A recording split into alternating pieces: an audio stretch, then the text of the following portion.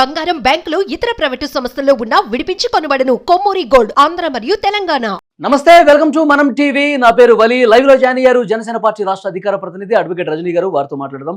రజనీ గారు నమస్తే. మేడం నమస్తే వలి గారు.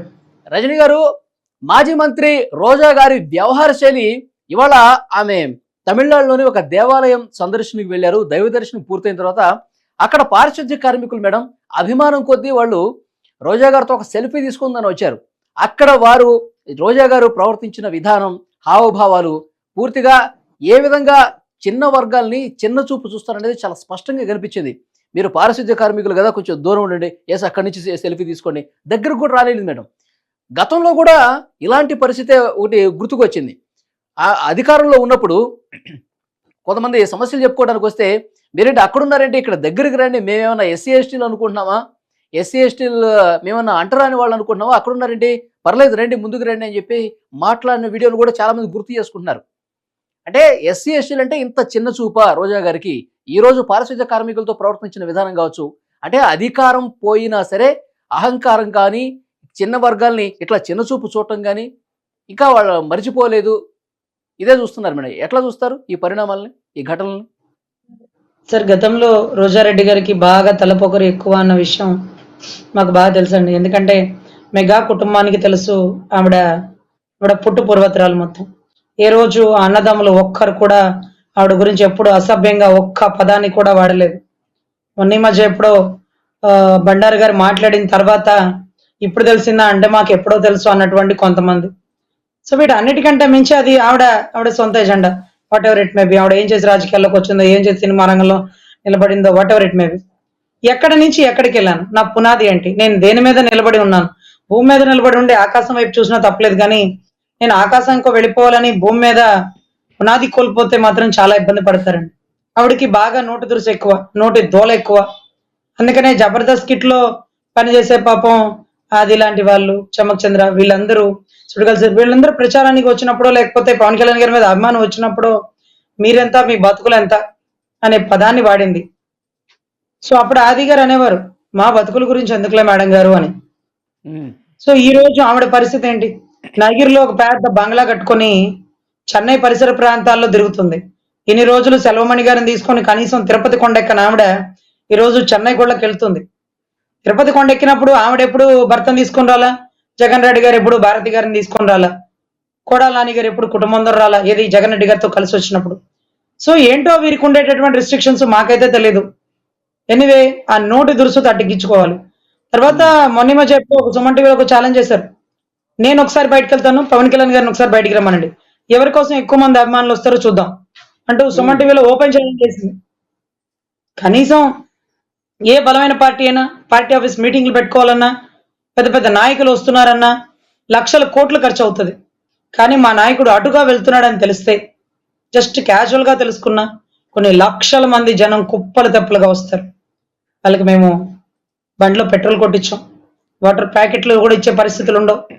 కానీ అర్ధరాత్రులు అపరాత్రులు అని చూడకుండా జగ్గైపేటలో ఆయన మీద దాడి జరుగుతుందేమో, ఆయన్ని నిర్బంధిస్తారేమో, ఆయన్ని తాకుతారేమో, ఆయన్ని తాకుతారేమో అన్న ఉద్దేశం అండి. ఎందుకంటే ఆంధ్రాలో అడుగు పెట్టడానికి కూడా పాస్పోర్ట్ వీసాలు కావాలా, నాకేమన్నా క్రిమినల్ బ్యాక్గ్రౌండ్ ఉందా, ఎందుకు నన్ను ఆపుతున్నారు అంటూ అన్నయ్య అడిగినప్పుడు నాటి రోడ్డు మీద బైఠాయించి నేను ఇక్కడి నుంచి కదలను, నేను విజయవాడ వెళ్లాల్సిందే, నేను వెను తిరిగి వెళ్ళను.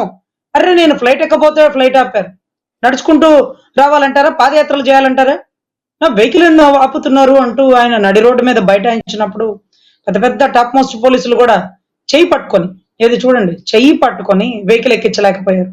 ఎందుకంటే ఆయన చెయ్యిని పోలీసు వారు తాకితే మరుక్షణం అక్కడ పరిసర ప్రాంతాలు ఎలా ఉంటాయో వారందరికీ తెలుసండి. కుప్పలు తెప్పలుగా కట్టలు తెంచుకొని వచ్చేటటువంటి జనసేన కోపానికి, ఆ కోపాగ్నిలో రగిలిపోతున్న కోపాగ్నిలో బలవడం ఇష్టం లేక ఎక్కడికక్కడ పోలీసులు కూడా తాకకుండా, సార్ దయచేసి లేకండి సార్, ల్యాండ్ ఆర్డర్ కంట్రోల్ ఇబ్బంది అవుతుంది సార్, నేను వెళ్లాల్సిందే అంటే చుట్టుపక్కల ఉన్న జనాలు చూసి పాపం గౌరవ డీజీపీ గారు ఆర్డర్ ఇచ్చారట, మంగళగిరి పార్టీ ఆఫీస్కి వెళ్ళమనండి, ఇంకెక్కడికి వెళ్ళడానికి వీల్లేదని. మరేంటో ఆ రిస్ట్రిక్షన్స్? మా అన్న మీద ఏమైనా కేసులు ఉన్నాయేమో, బయటికి వెళ్లాల్సి వస్తే పోలీసు వారిని, సిఐడిని, సిబిఐని అడిగి వెళ్లాలో ఏమో మాకైతే తెలియలేదు.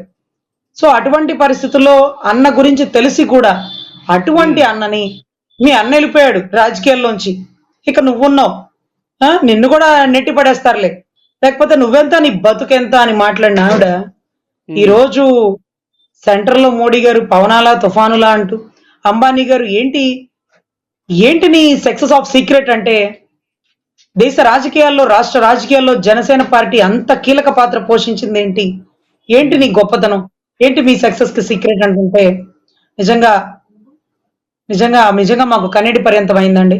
అన్న సాధించిన ఘనత ప్రగతి ఇవంతా ఈ డైమండ్ రాణి మురిగిన ఎన్నో మాటలకి ఒక్క మాట కూడా, ఒక మాట నాకు బాగా గుర్తుండే, అన్నయ్య అనేవారు, అన్న అన్ని మాటలు అంటుందన్న, పెద్దనేని అంటుందన్న, మెగాస్టార్ గారి కుటుంబాన్ని అంటుందన్న అని ఎంతమంది ఎన్ని చెప్పినా, రోజా నువ్వు కూడానా నా గురించి మాట్లాడావు, చీనా బతుకు నువ్వు, ఆఖరికి నువ్వు కూడానా అనే పదంలోనే ఎంత హాస్యాస్పదం ఉంది.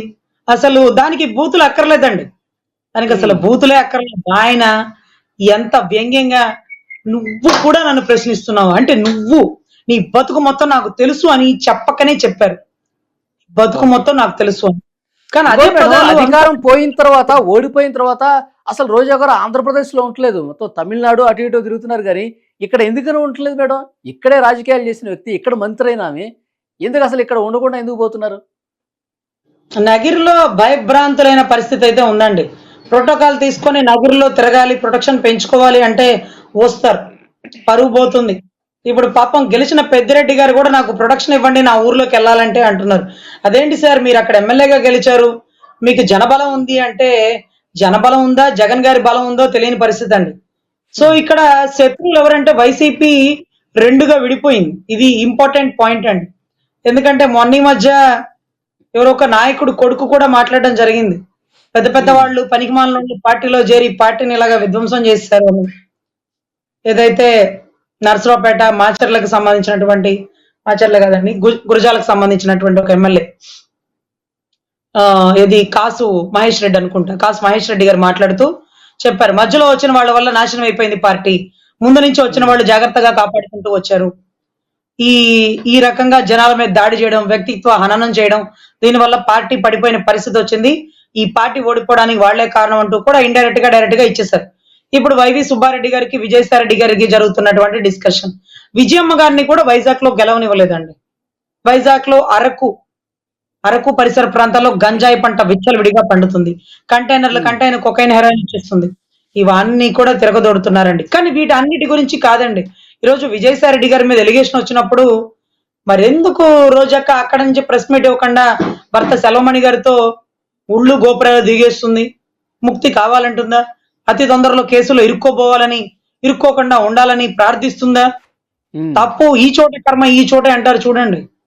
అనుభవించడానికి చెన్నై నుంచి నగిరికి రావాలి, నగిరి నుంచి అమరావతి హైకోర్టుకు రావాలి, రాజమండ్రి సెంట్రల్ జైలుకి రావాలి, ఇంకా చాలా చాలా ఘట్టాలు ఉన్నాయి, చాలా చాలా సుదీర్ఘ ప్రయాణాలు ఉన్నాయి. ఎనీవే, కానీ రజనీ గారు, రోజా గారు ఎందుకని అంటే బడుగు బలహీన వర్గాల్ని మొదటి నుంచి కూడా ఒక చిన్న చూపుతో చూడటం, దగ్గరికి కూడా రాకపోవటం, వాళ్ళని దగ్గరికి రానికపోవటం ఒకటి. ఇంతకుముందు నేను ప్రస్తావించినట్టు ఒక సమస్యను చెప్పుకోవడానికి వస్తే దగ్గర రాని, నేనేమన్నా ఎస్సీ ఎస్టీనా, నేనున్నా అంటరాని దాన్నా పర్లేదు రండి అంటే, ఎస్సీ ఎస్టీలు అంటరాని వాళ్ళ ఆమె ఉద్దేశంలో ఎట్లా అర్థం చేసుకోవాలి? మొదటి నుంచి కూడా వారి వైఖరి అదే విధంగా ఉంది. అఫ్కోర్స్ సార్, చింత చచ్చిన పులుపు చావదు అన్నట్టుగా రెడ్డి అంటే ఈ రోజా రెడ్డి, జగన్ రెడ్డి నాకు తెలియదు కానీ సార్, 3 సార్లు గన్నవరం ఎమ్మెల్యేగా నిలిచి గెలిచినటువంటి పుచ్చలపల్లి సుందరయ్య గారు రెడ్డి సార్, ఒక కమ్యూనిస్ట్ వాది.